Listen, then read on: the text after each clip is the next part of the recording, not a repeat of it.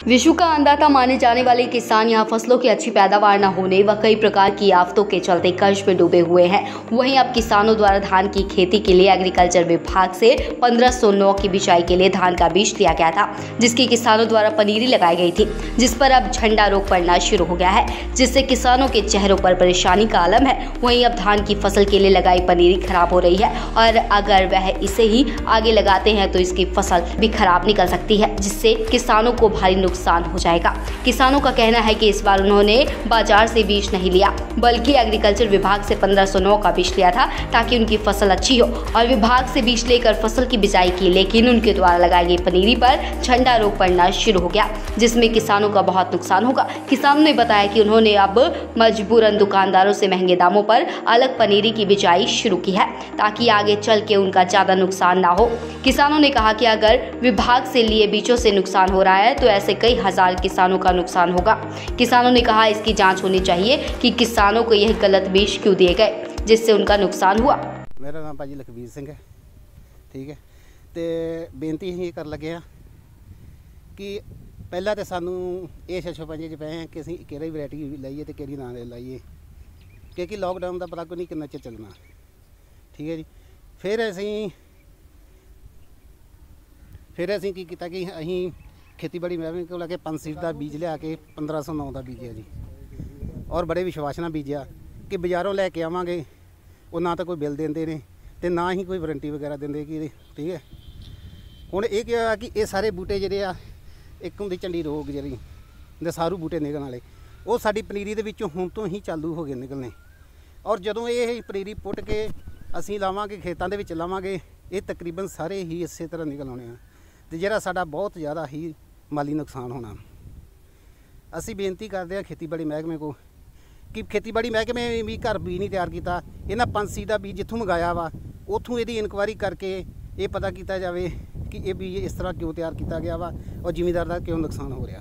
कितनी पैली तुहाडी ते कितनी कदों दी मैं वेखो जी असीं वंड के सारी लाउणी, कोई 5-5 7-7 किले 7-7 8-8 किले, कोई 11 किले लगावांगे, कोई 1500 लवावांगे, तो कुछ हैगी 121 वैरायटी वो लावांगे, लेकिन सानू ज़्यादा शिकायत जी 1509 दे विच आ रही है। कुल घट्टो घट्ट ही सानू तो ला लो भी 8 किले मैं लाउणी सी, 8 किले का नुकसान तुसीं ला लो भी औसत कढ़ लो। तुसीं की मांग करदे? मंग ये करते कि देखो जी, पहली गल मंग कर तो पहला ही कहने कि जे असीं अज पनीरी तैयार करते हैं, अज बीजते हैं और बहुत काफ़ी लेट हो जानी है, ठीक है। और ये नुकसान सानू झलना पैना, नवा बीज लियावांगे, खाद पावांगे, फिर जो पैली बनावांगे, लेबर वध देना पैना जी। कितनी लेबर चल रही, कितनी देनी? लेबर तो वेखो लेबर का तो कोई हुण मेरे बंदा कोई नहीं है, लेबर तो बहुत ही ज़्यादा मंग रही है। लेबर तो 4-4 5-5 हज़ार भी मंग रही है। किसानी का क्या हाल है? किसानी का बहुत मंदा, बहुत ही मंदा, बहुत झोना पक भी जाएगा, साडा मंडीकरण कोई नहीं होना। ये एग्रीकल्चर डिपार्टमेंट तो बीज लिया सीगा, जो मैं उन्होंने जाके संपर्क किया, उन्होंने अपने मिट्टी झाड़ती, गोंगलों तो मिट्टी झाड़ती भी, उन्होंने आख्या भी यदी मनियाद खत्म होने ते आई आ, जेड़ा किदां कहंदे बच्चा तैयार हुंदा जवान हुंदा बुढ़ेपे तो बाद उहदा लास्ट आ, कहंदे उस तरह बीज दी भी ना एक टाइम आ, टाइम खत्म होने तो बाद कहंदा भी इहदा मनियाद खत्म हो चुकी है, गां इस तरह ही साल 2 साल दे विच बिल्कुल जीरो हो जाऊगा, जीरो लैवल ते चल जूगा। पर उन्होंने जे ये मनियाद हैगी आ तो लोगों को क्यों गुमराह करन, क्यों बीज देन डे आ? उन्होंने चाहिए बीज बंद कर देना चाहिए, जे कोई नवी वैरायटी हैगी तो देन, नहीं हैगी तो ये बीज बिल्कुल ना देन। तो उन्होंने अपना पल्ला झाड़ लिया, कमाई करके बह गए, तो लोग की करनगे हुण जिन्हों ने पनीरियां बीज लियां? जे मान लो भी अज जिवें थां बनाउण डए आ तो कदों पनीरी तैयार होई, कदों लगी, लेबर तो अगे नहीं मिलती पई। सानू पिछले 2 साल होए 3-4 किले असीं उदों भी वाया सीगा, इस बार भी होना पਊ। ये पनीरी हुण छड्ड दित्ती, पनीरी तो लावांगे नहीं कुछ भी होवे, जिहड़ा मार्केट विच भी आ रहा वो ठीक आ रहा, इन्हां ने आख्या भी इहदी मनियाद खत्म हो रही है। की लगदा वा जिहड़े इन्ने किसानां ने लाया होगा पूरे पंजाब कित्थे कित्थे गया होगा? ये तो डिपार्टमेंट नूं पता ना हुण किन्ना क बीज वेचिआ, किन्ना क एरिया उन्हें कवर किया हैगा, ये ਉਹੀ जाणदे आ ना। जिस तरह लगन दिया भी किसानी खत्म आ, डुੱਬ चुकी किसान। लगदा किन्ने क वड्डे पੱਧਰ ते किसानां ਨੂੰ ਇਹਦਾ ਨੁਕਸਾਨ? बहुत वड्डे लैवल ते नुकसान है जी। की मांग करदे? ਮੰਗ ਇਹੋ ਹੀ ਆ ਵੀ ਇਹਨਾਂ ਦਾ सरकार ने देना तो कुछ है नहीं, ये तो मंग की भी ओहो जी, ना की भी ओहो जी, ये अगे अपने सिर डे जो कुछ भी कर रहे जिमीदार। मंग करते जांच होनी चाहिए, जांच तो होनी चाहिए बिल्कुल क्लीयर है, ਵੀ ਇਹ ਬੀਜ ਕਿੱਥੋਂ ਲਿਆਂਦਾ ਗਿਆ, ਉਹਨੂੰ ਸਾਰਾ ਪਤਾ ਕੀਤਾ ਜਾਣਾ ਚਾਹੀਦਾ। ਕੀ ਕਾਰਨ ਸੀਗਾ ਬੀਜ ਇੱਦਾਂ ਦਾ ਦੇਣ ਦਾ, ਵੀ ਇਹ ਚਾਹੁੰਦੇ ਸੀ ਇਹ ਕਿਸਾਨੀ ਨੂੰ ਡੋਬਣਾ ਚਾਹੁੰਦੇ ਜਾਂ ਕਿਸ ਤਰ੍ਹਾਂ ਕਰਨਾ ਚਾਹੁੰਦੇ, ਇਹਨਾਂ ਦੀ ਸੋਚ ਹੈ ਸਰਕਾਰਾਂ ਦੀ ਕੀ ਕਰਨਾ ਚਾਹੁੰਦੇ ਆ।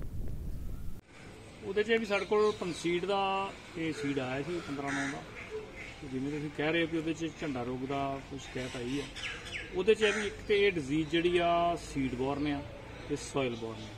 ਹੋ ਸਕਦਾ ਆ ਕਿ ਫਾਰਮਰ ਨੇ ਉੱਥੇ ਪਨੀਰੀ ਬੀਜੀ ਹੈ ਜਿੱਥੇ ਲਾਸਟ ਟਾਈਮ ਉਹਨੇ ਇੱਥੇ 15/9 ਜਾਂ 11 ਬੀਜੀ ਹੋਈ, ਕਿਉਂਕਿ ਇਹਨਾਂ ਦੋਨਾਂ ਵੈਰਾਈਟੀਆਂ 'ਚ ਝੰਡਾ ਰੋਗ ਆਮ ਗੱਲ ਆਉਂਦਾ ਹੈ। ਬਾਕੀ ਆ ਵੀ ਫਾਰਮਰ ਨੂੰ ਗਾਈਡ ਵੀ ਕੀਤਾ ਜਾਂਦਾ ਹੈ ਜਦੋਂ ਸੀਡ ਲੈ ਕੇ ਜਾਂਦਾ ਵੀ ਇਹਨੂੰ ਜਿਹੜਾ ਸੀਡ ਆ ਇਹਨੂੰ ਆਪਣੀ ਟ੍ਰੀਟਮੈਂਟ ਨਹੀਂ ਹੋਈ, ਇਹਨੂੰ ਬਾਜ਼ਾਰੋਂ ਲੈ ਕੇ ਸਪ੍ਰਿੰਟ ਦਵਾਈ ਹੁੰਦੀ ਹੈ ਉਹ 3 ਗ੍ਰਾਮ ਪਰ kg ਦੇ ਨਾਲ ਉਹਨੂੰ ਸੋਧ ਕੇ ਓਵਰਨਾਈਟ ਉਹਨੂੰ ਰੱਖ ਕੇ ਧੋ ਕੇ ਉਹਦੇ ਵਿੱਚ ਤੇ ਫਿਰ ਉਹਨੂੰ ਨੈਕਸਟ ਡੇ ਉਹਦੀ ਸਵਿੰਗ ਕਰਨੀ ਚਾਹੀਦੀ ਹੈ। ਉਹਨਾਂ ਕਾਫੀ ਹੱਦ ਤੱਕ ਜਿਹੜਾ ਹੈ ਇਹ ਕੰਟਰੋਲ ਹੋ ਜਾਂਦਾ। ਬਾਕੀ ਜਿੱਥੋਂ ਤੱਕ ਮਤਲਬ ਕਿ ਫਾਰਮਰ ਦੀ ਸ਼ਿਕਾਇਤ ਹੈ ਜਾਂ ਕਹਿ ਲਓ ਕਿ ਉਹਨਾਂ ਦੇ ਵਿੱਚ ਹੈ ਉਹ ਠੀਕ ਹੈ। ਅਸੀਂ ਇਹ ਪੰਸੀਡ ਨੂੰ ਮੰਗਾਇਆ, ਪੰਸੀਡ ਨੂੰ ਅਸੀਂ ਸੂਚਿਤ ਕਰ ਦਾਂਗੇ ਕਿ ਤੁਹਾਡਾ ਇਹਦੇ ਵਿੱਚ ਆਹ ਰੋਗ ਆਇਆ ਤੇ ਇਹ ਤੋਂ ਖਿਆਲ ਰੱਖਿਆ। ਇਹਦਾ ਹੱਲ ਕੀ ਹੈ ਜੀ? ਹੁਣ ਹਾਲੇ ਤਾਂ ਇਹੋ ਹੀ ਆ ਕਿ ਜਿਹੜੇ ਹੁਣ ਬੂਟੇ ਵਿੱਚ ਨਿਕਲ ਆਏ ਆ ਵਿਰਲੇ ਵੇਲੇ ਕਿਤੇ ਉਹਨਾਂ ਨੂੰ ਤੇ ਉਹ ਕੱਢ ਕੇ ਤਾਂ ਨਸ਼ਟ ਕਰ ਦੇਣ।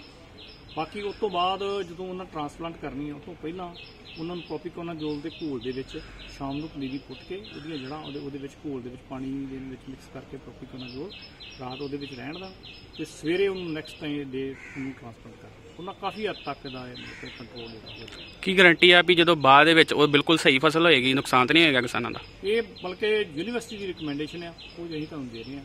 ਬਾਕੀ ਉਹ ਕਿਸੇ ਹੱਦ ਤੱਕ ਉਹ ਸੀਡ ਦੇ ਵਿੱਚ ਜਾਂ ਸੋਇਲ ਦੇ ਵਿੱਚ ਹੋਰ ਆ ਸਕਦੀ ਆ, ਉਹਦੇ ਬਾਰੇ ਆਪਾਂ ਕੁਝ ਨਹੀਂ ਕਹਿ ਸਕਦੇ, ਪਰ ਕਾਫੀ ਹੱਦ ਤੱਕ ਜਿਹੜਾ ਆ ਉਹ ਇਹਦਾ ਕੰਟਰੋਲ ਇਹੋ ਹੀ।